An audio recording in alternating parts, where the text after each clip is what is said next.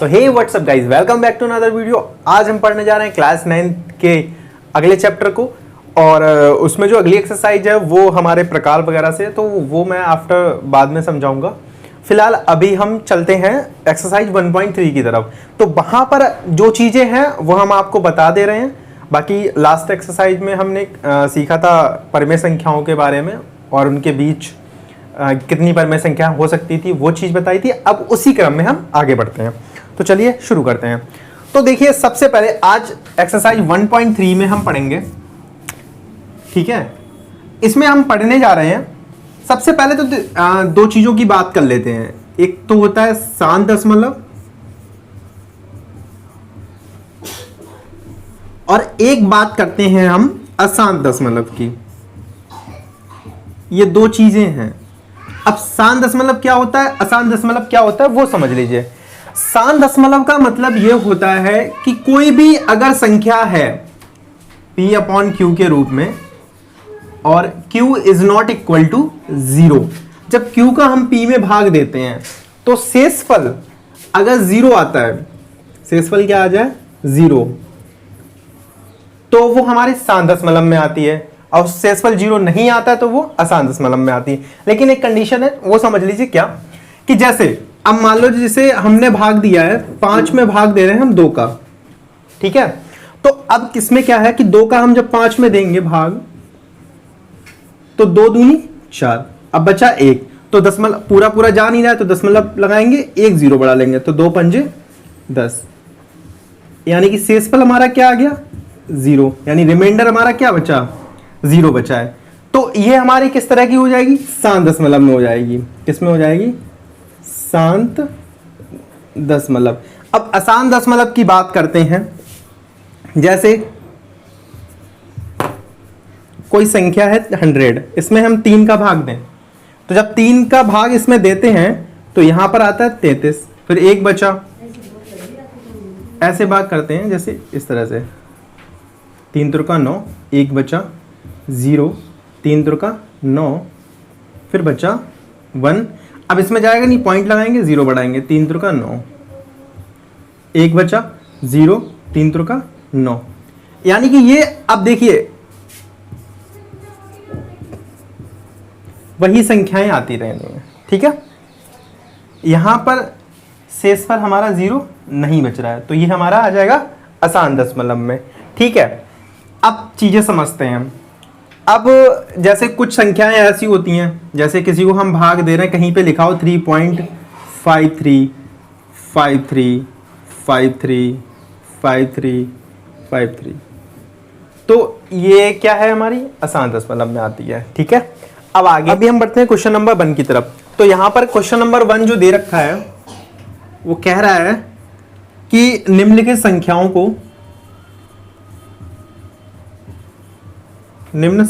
को दशमलव रूप में व्यक्त करना है।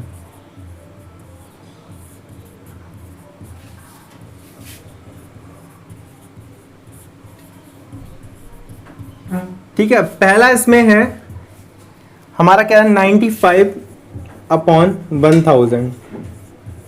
तो अब इसको देखो दशमलव में हमें व्यक्त करना है, कैसे कर सकते हैं वो समझ लीजिए।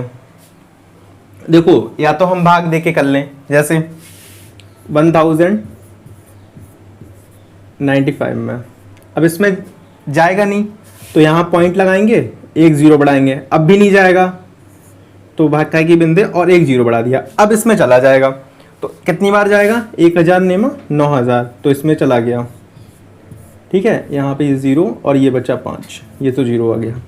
अब इसमें नहीं जाएगा भाग, तो क्या करेंगे हम 0 बढ़ा लेंगे, ये कितना आ जाएगा 5000, तो ये पूरा पूरा कट गया, ठीक है। तो इसका मान कितना होगा 0.095। एक चीज और देख सकते हैं, अब इसमें अगर करने का एक तरीका और भी था। अब जैसे यहाँ पे 95/100 है, 1000, तो इसमें क्या है, देखो 3 0 है, ठीक है। तो यहाँ पर 2 0, तो इसके 2 पॉइंट हो गए, तो 2 अंक ये आ गया। अब 1 0 बचा है तो यहाँ पर एक पॉइंट लगाएंगे और इसको लिख देंगे, तो इसका मान हो जाएगा 0.095। एक तो करने का ये तरीका था, ठीक है, अब हम देख लेते हैं क्वेश्चन नंबर 2 को। तो क्वेश्चन नंबर जो 2 है हमारा वो है 3/11। अब इसको हमें दशमलव रूप में व्यक्त करना है। ठीक है, अब दशमलव रूप में कैसे व्यक्त करेंगे वो देख लीजिए। अब 3 यहाँ पे लिखा है, इसमें भाग देंगे हम 11 का। ठीक है, अब 3 में तो भाग जाएगा नहीं। ठीक है, तो हम क्या करेंगे, यहाँ पे वाकई की बिंदी लगेगी, यहाँ पे पॉइंट लगाया, एक 0 बढ़ाया। ठीक है, अभी कितने बार जाएगा, 11 दूनी 22, यहाँ बचा 8 और ये 0।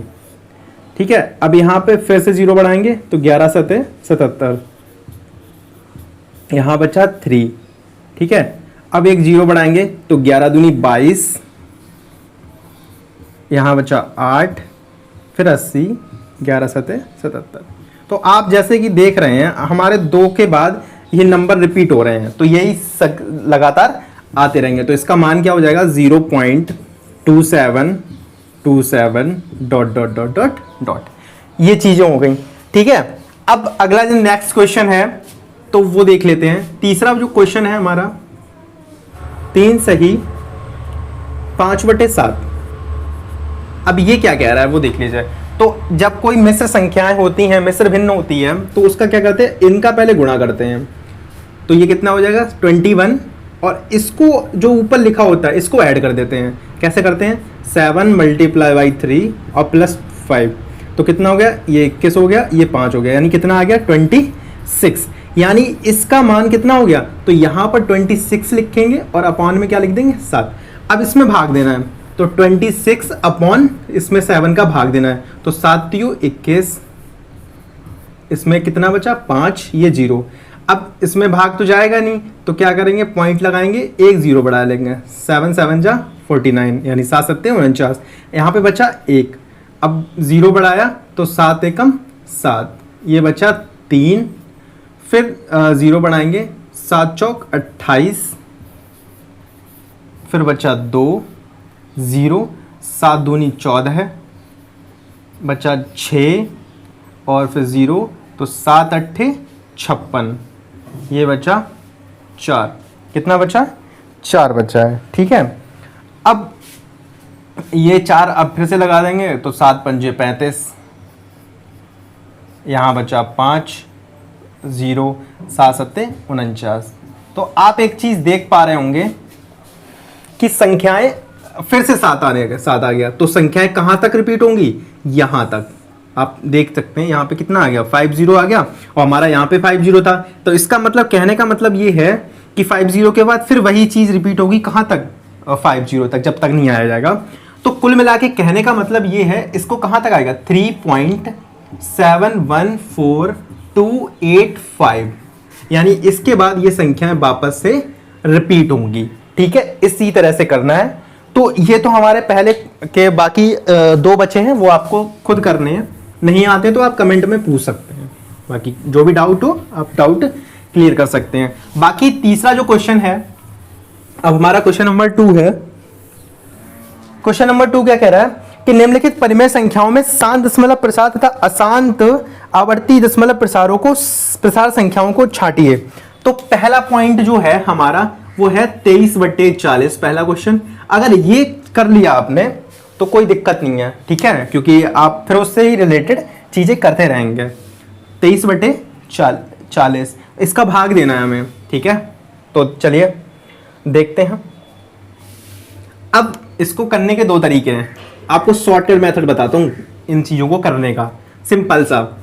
देखो यहां पर 23, इसको हम लिख सकते हैं 4 × 10, क्योंकि 10 4 40 होते हैं, वही चीज आ गई।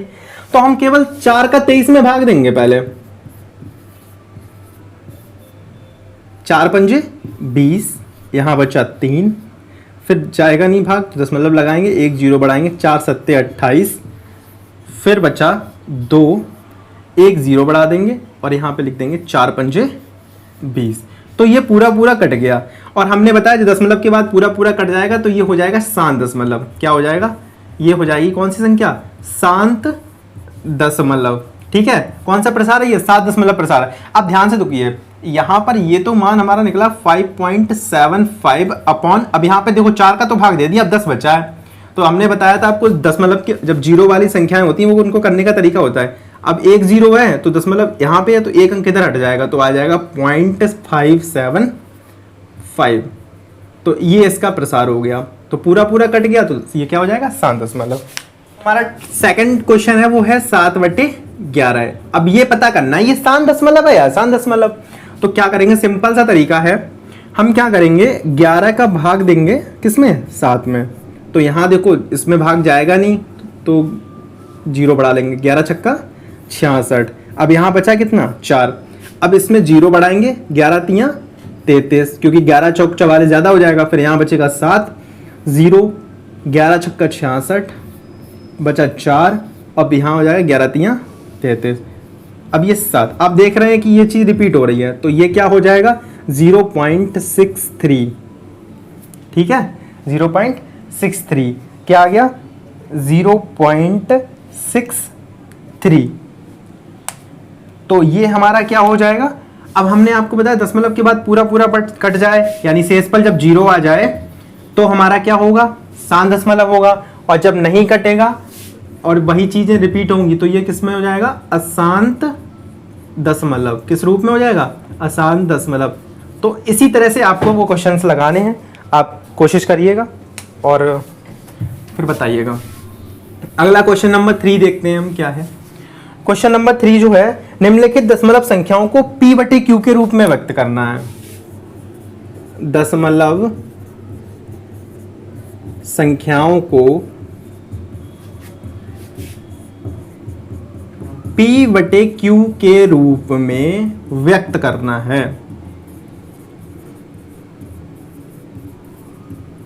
पहला क्वेश्चन है इसमें, पहला है 0.175।